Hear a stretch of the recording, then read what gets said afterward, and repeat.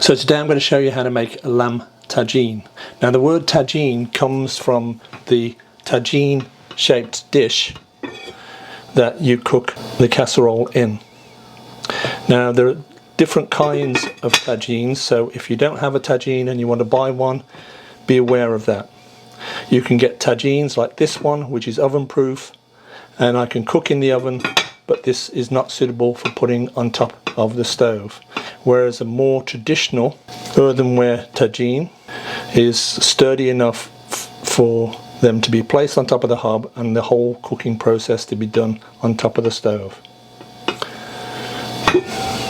Now the purpose of this cylinder type lid is as the tagine is cooking, the steam goes up to the top, hits the top and comes back down into the dish, helping to keep your tagine dish, the meat inside, really moist.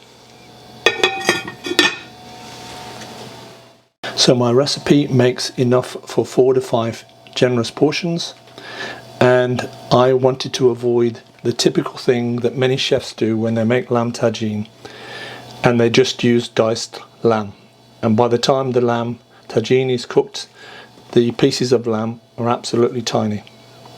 So I bought myself half a shoulder from my local butcher with the blade bone in, and it weighed 1.5 kilos, and then I took the blade bone out and I made some stock with the blade bone, and then I wanted to cut the lamb up into more traditional size pieces that you'll see if you find an authentic tagine dish.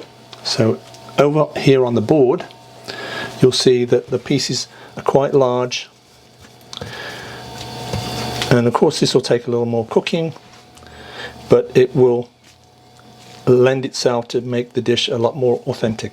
So I did take off some of the fat before I started cutting my lamb up, but I didn't take off all the fat. It is a little bit fatty dish, but that adds to the flavour. You don't want your lamb to be really lean and have no flavour to it, and the shrinkage to make your pieces of lamb really tiny. So we're going to show you the spices we're going to put into this, and we're going to marinate this overnight. So on my board I have all the spices and ingredients that I'm going to marinate my lamb in. So we have 1 tablespoon of good quality honey, we've got half a tablespoon of finely chopped fresh ginger, we've got 2 tablespoons of ras al-hanout. Ras al-hanout is a Moroccan spice blend that's sometimes also called curry powder of the Middle East.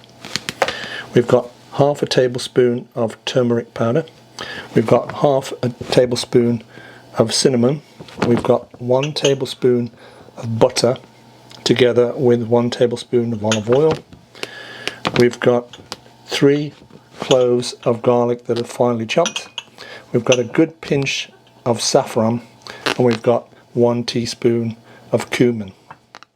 So I'm just going to mix all my spices together.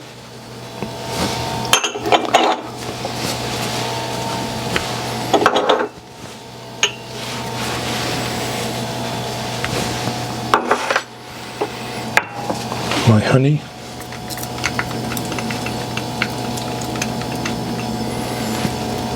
Make sure you get all of the honey out.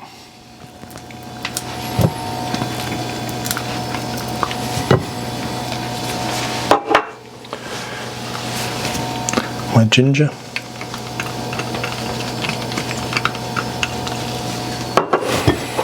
my garlic,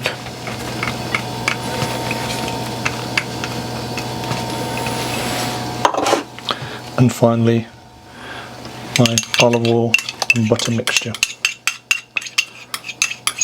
And we're going to mix this mixture of spices and ingredients well.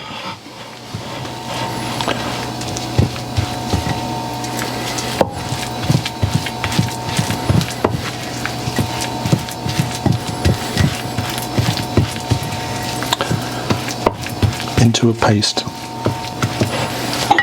Make sure that you don't lose any of those ingredients. Now we're going to start putting our lamb into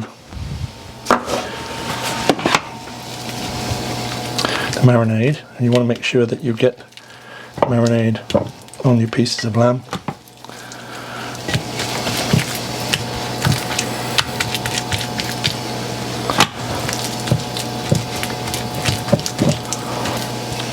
Because the purpose of the marinade is not just to add flavour to the lamb, it's also to help tenderize the meat.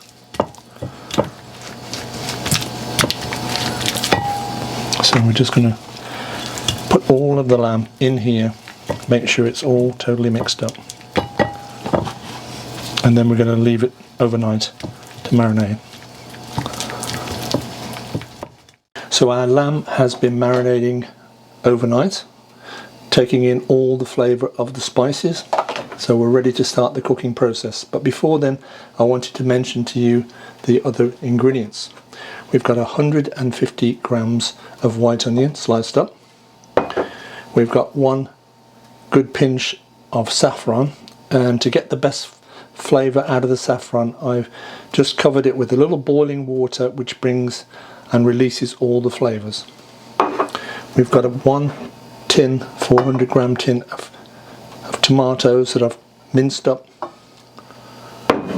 In this container we've got 500 millilitres of lamb stock. I took the lamb bone that I had from the butcher and I made a brown lamb stock with it. So the first thing we're going to do is put 1 tablespoon of olive oil into our pan. And the pan is already hot, so we can start immediately browning off our lamb.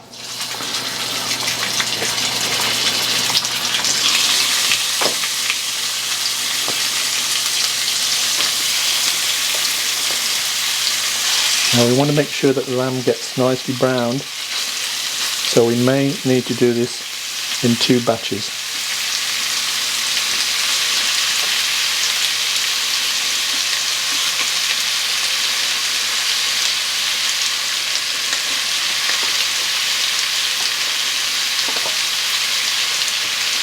Okay, that's enough in there. We're going to let it brown on a high heat, and we're going to turn it over in about 3 to 4 minutes and get it brown on the other side, and then take it out the pan and then brown the other half of the mixture.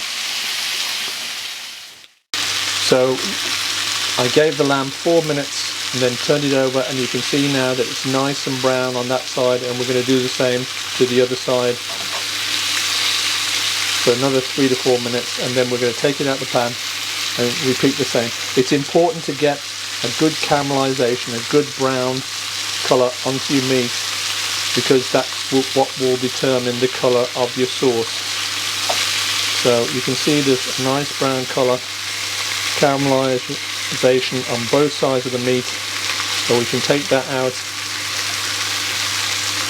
and start putting it into our tagine before we cook the second part of our lamb. See, lovely caramelization there.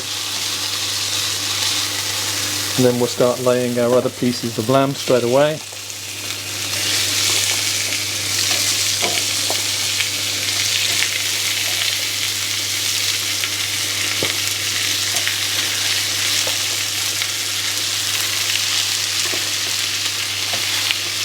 Why it's useful to wear, when you're doing something quite messy, it's useful to wear gloves, so I can just hold it and pick it up with my hand to move it really quickly into the pan.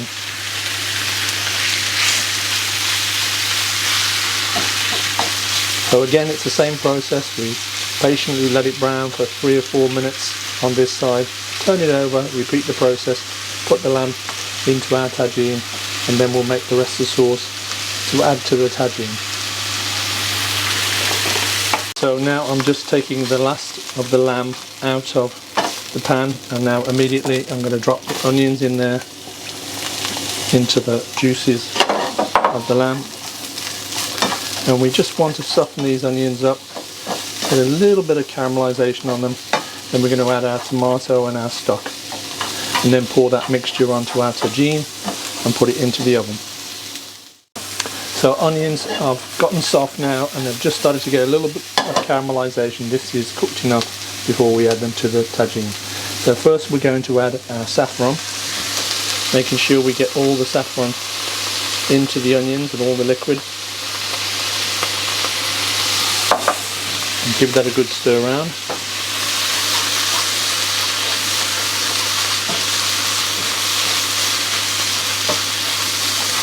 Wonderful, wonderful colour coming out of the saffron. Now we're going to add our 500 millilitres lamb stock.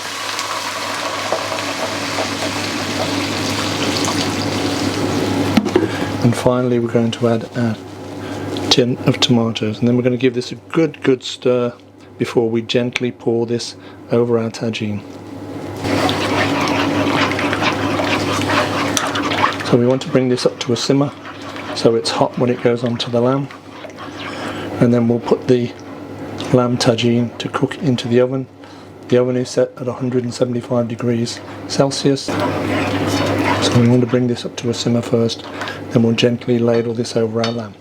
So now my sauce is simmering and we want to just pour that over the tagine. Now of course if my tagine was hob proof we could have done the whole thing on the stove, but I couldn't.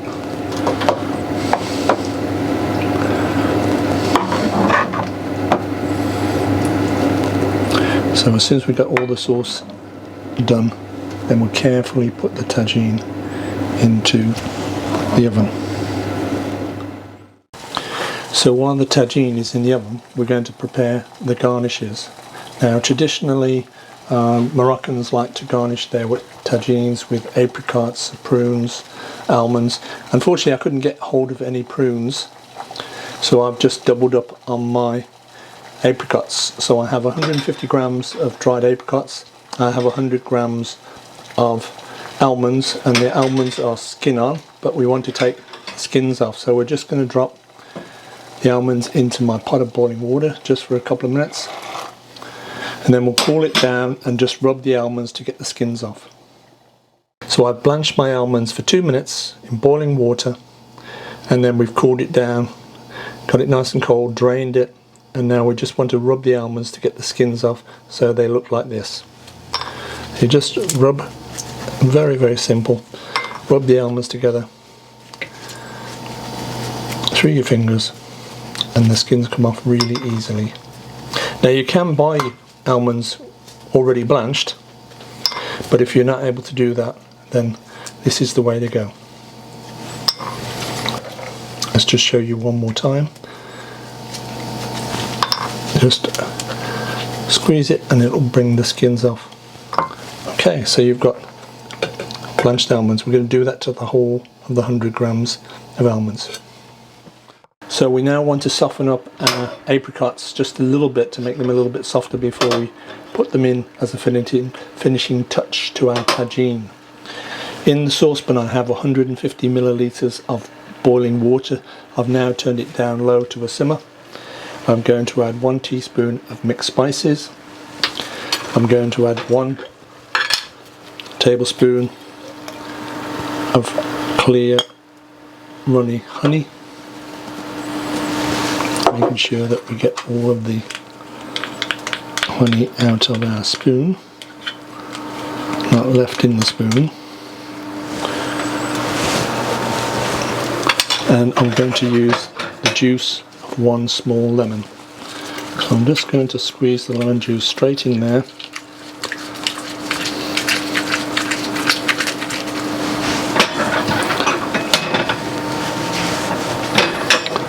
And make sure there's no stones in there. And then squeeze the juice into our saucepan. And we just want to poach the apricots a little bit in that liquor. So we'll just gently now drop our apricots into our saucepan. And we just want to let it simmer just for a few minutes, then we'll take the apricots out. So my apricots have been on a very low simmer for about 3 to 4 minutes. absorbing that honey and mixed spice flavour. Well, now we're just going to gently take them out of the cooking liquor, put them to one side, and we're going to reduce the cooking liquor down to a syrup, and then just pour that back over the apricots, ready to use as a garnish on the tagine.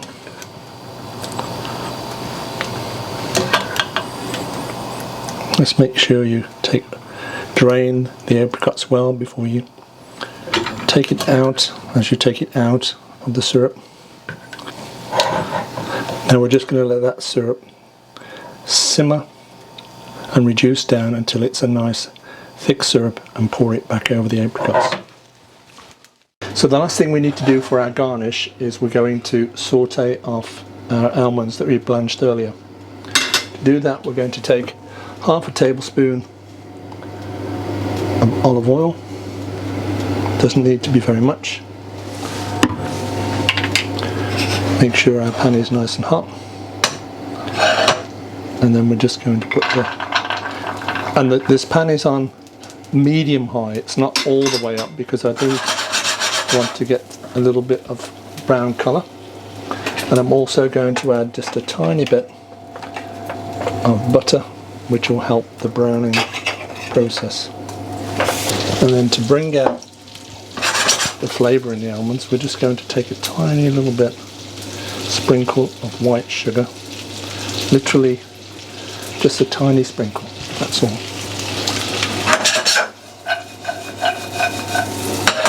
Shake the pan to make sure the butter and the sugar and the oil get mixed in. Now this process will also bring all the flavour out of the almonds, so they'll taste absolutely delicious on top of your tagine. Just occasionally shake those almonds. We're just looking for a little bit of colour, not too much. And we don't want to shake the pan too often.